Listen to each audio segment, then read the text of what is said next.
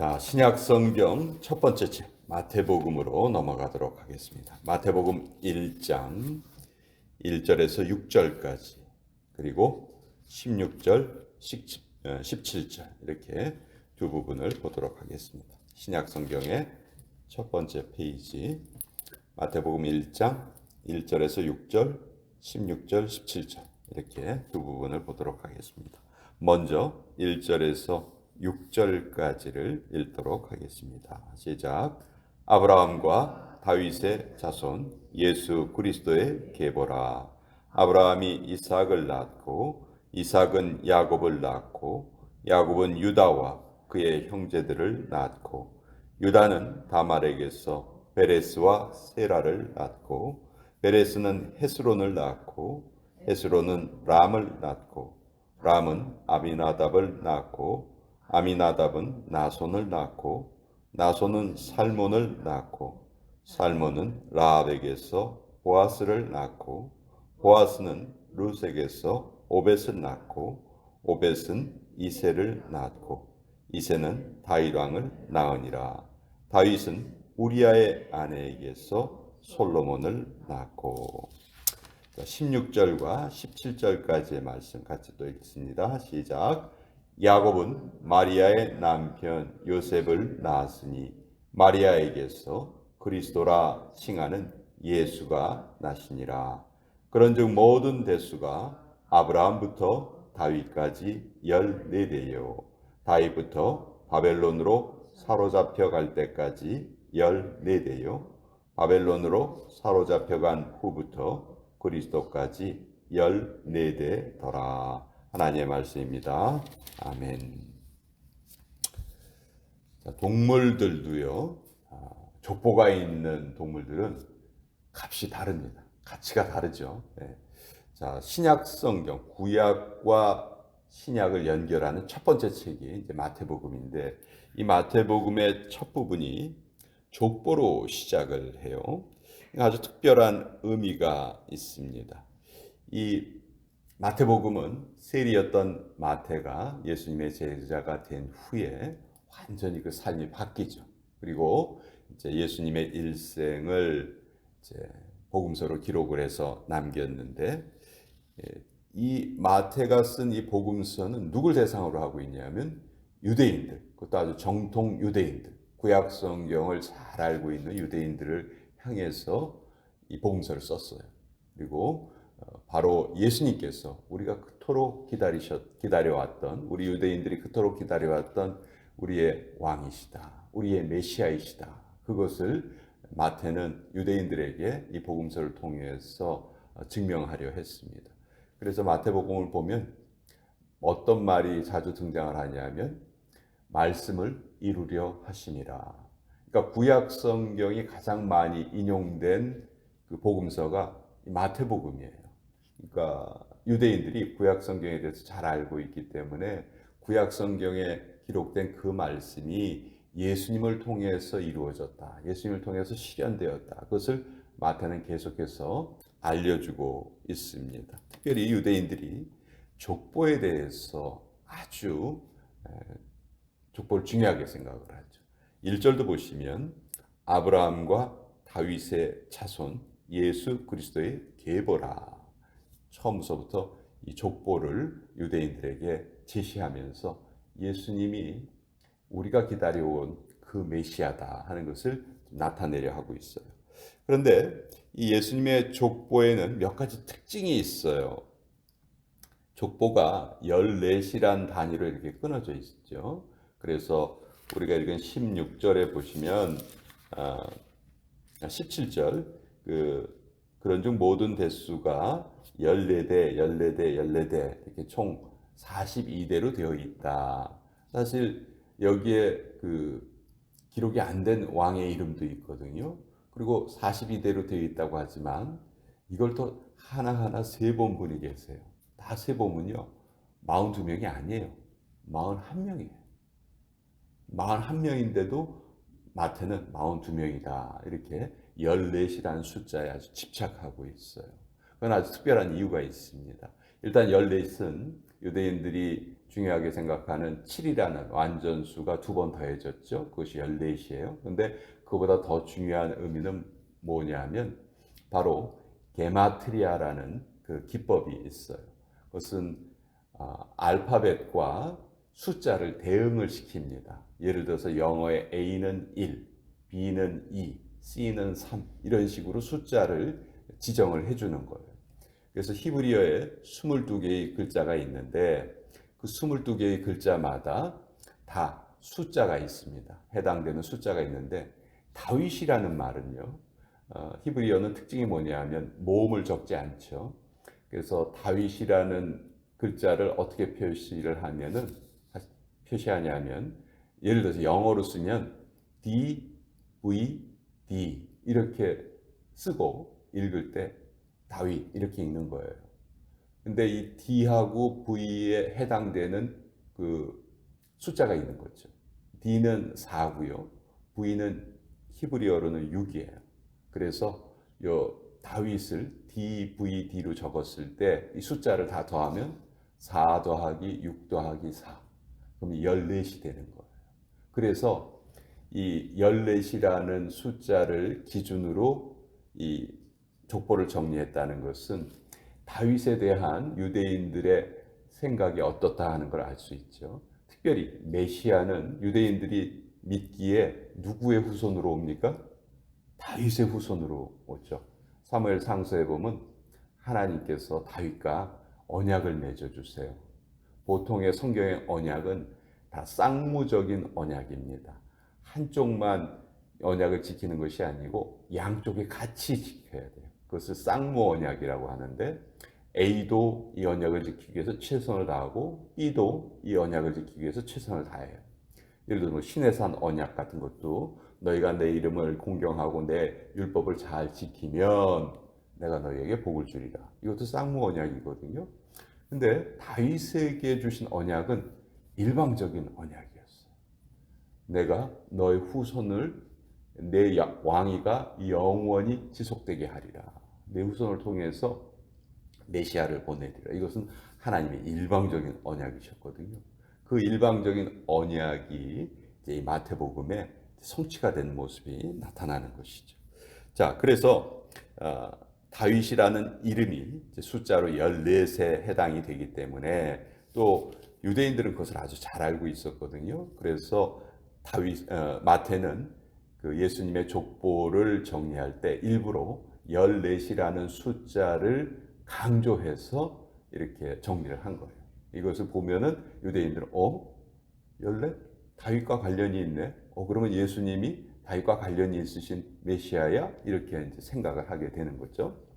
자, 두 번째는 이 족보가 쭉 계속이 되다가 16절에서 약간 족보가 조금 방향이 비틀어져요.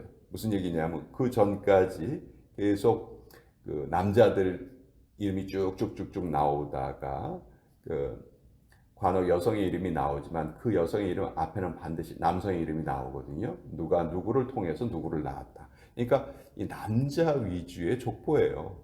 그러다가 갑자기 16절에서 야곱은 마리아의 남편 요셉을 낳았으니 마리아에게서 그리스도라 칭하는 예수가 나시니라. 여기 보면 야곱은 마리아의 남편 요셉을 낳았으니 요셉에게서 그리스도라 칭하는 예수가 나시니라. 이렇게 기록되어 있지 않고요. 마리아에게서 그리스도라 칭하는 예수가 나시니라. 계속 남자들 이름이 쭉 나오다가 맨 마지막에 가장 결정적인 순간에 갑자기 여자의 이름이 딱 등장을 해요. 이거는 아주 중요한 의미가 있습니다. 사실 예수님의 탄생에 아버지 요셉은 아무런 역할이 없죠.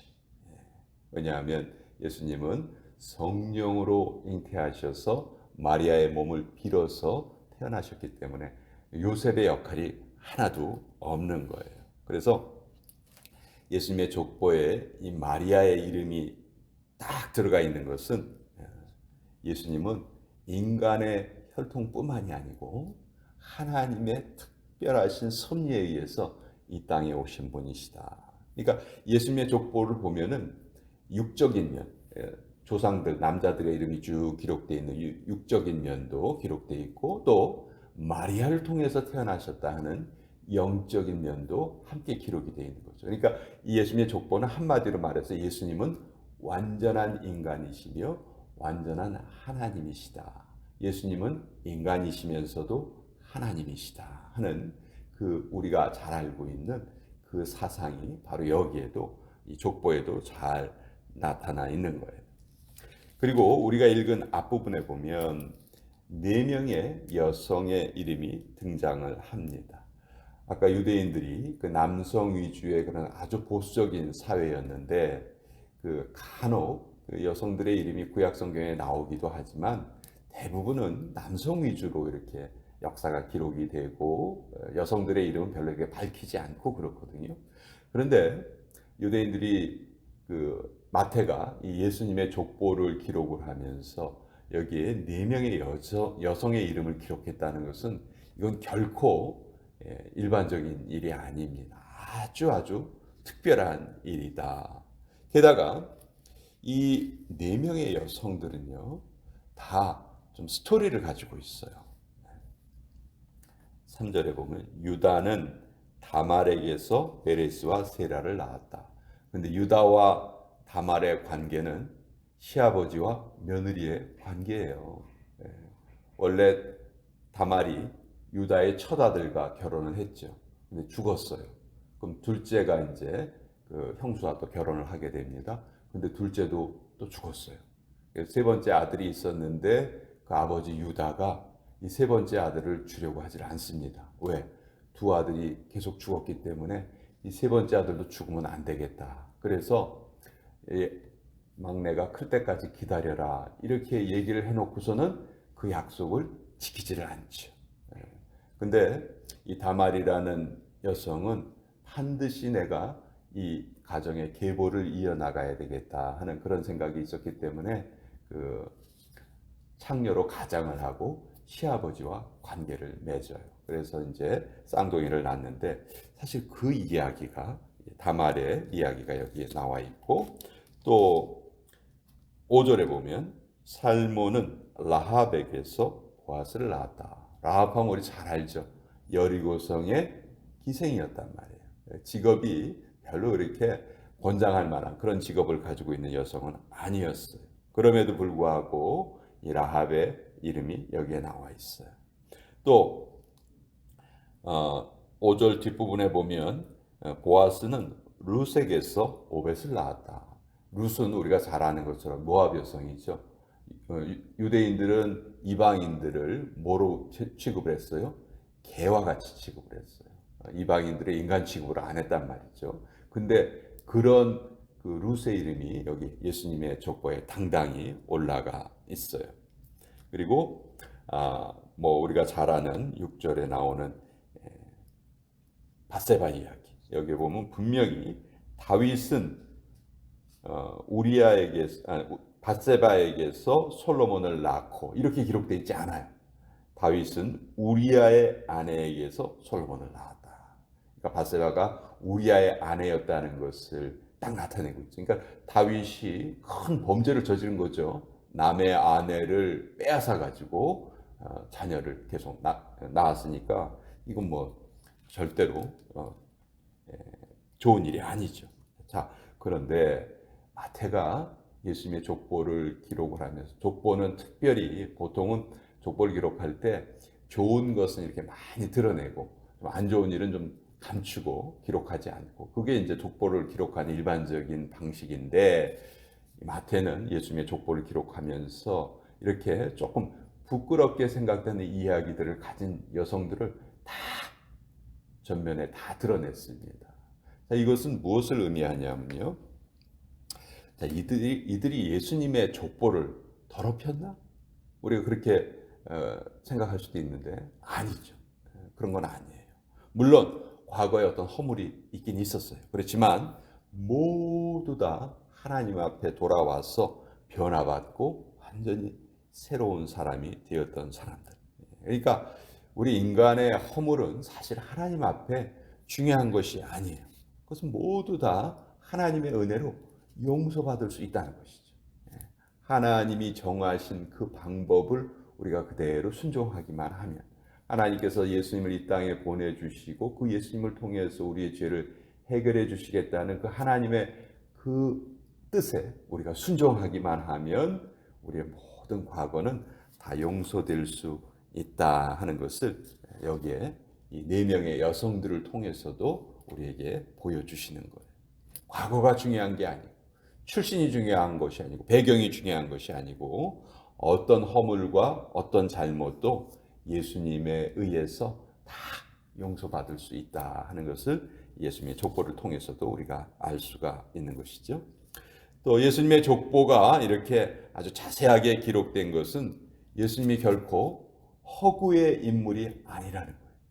지금 예수님을 믿고 있는 사람들, 또 예수님을 모르는 사람들은 그냥 예수님이 그냥 옛날에 그런 사람이 있었나 봐, 뭐 이런 정도로만 생각을 하죠. 그러나 예수님은 정확하게 2000년 전에 이 땅에 사셨던 분이라는 것을 이 족보를 통해서도 알 수가 있고요.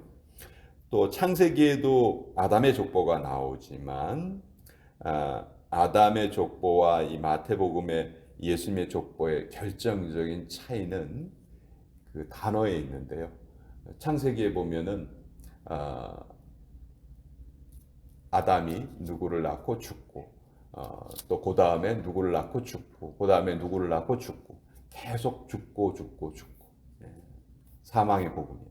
그렇지만 이 예수님의 족보는 신약 성경에 기록되어 있는 마태복음을 보면은요, 다 뭘로 나오냐 하면 아브라함이 이삭을 낳고, 이삭은 야곱을 낳고, 야곱은 유다와 그의 형제들을 낳고, 계속 낳고. 그러니까 생명의 복음이라는 거죠. 자, 이것을 이렇게 기록할 수도 있었어요. 아브라함은 이삭을 낳고 죽었고, 이삭은 야곱을 낳고 죽었고, 이렇게 기록할 수도 있었죠. 뭐 그게 일반적인 방식이에요. 그러나 마태는 이 죽었다는 말을 일부러 뺍니다. 그리고 낳고 계속 이 낳고의 행진을 이어가는데, 예수님의 세계는 결국 생명의 세계다. 예수님 우리를 살리시는 분이시고 우리에게 새로운 생명을 주시기 위해서 이 땅에 오신 분이다 하는 것을 이 마태는 이 구약과 신약을 연결하는 이 첫 번째 책, 사실 신약 성경 맨 처음에 읽기 시작하는 분들은요, 이 족보 때문에 여기에 나오는 좀 낯선 이름들 때문에 좀 어려워하고 지루해하거든요. 그러나 유대인들에게 이 족보는요, 너무너무 중요한 족보였고, 또 유대인들은 이 족보의 의미를 잘 이해할 수가 있었습니다. 그래서 오늘 이 마태복음을 통해서 예수님의 족보의 특징을 몇 가지 좀 같이 알아보았습니다.